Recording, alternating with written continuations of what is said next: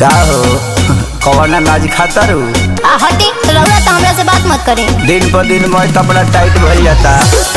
सुन चल बड़ी घुमा लिया तोरा के। ना ना हम ठीक बने। ओए ओए अरे भाई चलो जान तू दिनों पर दिनों से कसी। अच्छा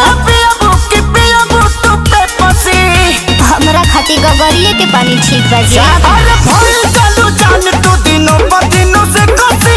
कोका-कोला पियाबो कि पियाबो तू पेप्सी।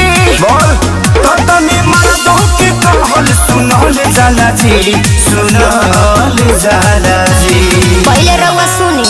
चार दिन रहला परदेसवा तू गइला कब डाल राजा जी। तभी के खुश बनी कहले पाके जाल राजा जी। तभी के खुश बनी कहले पाके जाल राजा जी। गैस हो जाई गैस। इतना सुंदर देह लेके आ डिस्पेंसरी में घूमे के पड़ी हमरा। मान जाओ बेबी आओ आओ।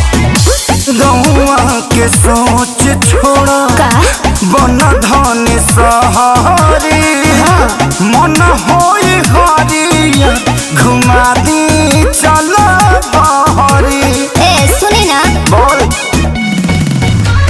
शहर के सुख लागे माटी बना ठीक बनी रहे दे हाथी बना। अच्छा तोरा गलत न खुदे चुनल जाला जी, चुनल जाला जी। तो के बताई? चार दिन रहला परदेसवा तू गइला कब डाल राजा जी। तपी के खुश बनी नहले बहो के जाल राजा जी। तपी के खुश बनी नहले बहो के जाल राजा जी। आ दूगो बिछलहरी बचा देबू तो धनिक थोड़ी हो जाए हम। म्यूजिक बाय संगम।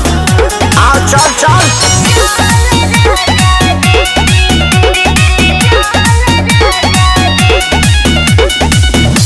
करतनिया फर नहीं मिली बारी बारी।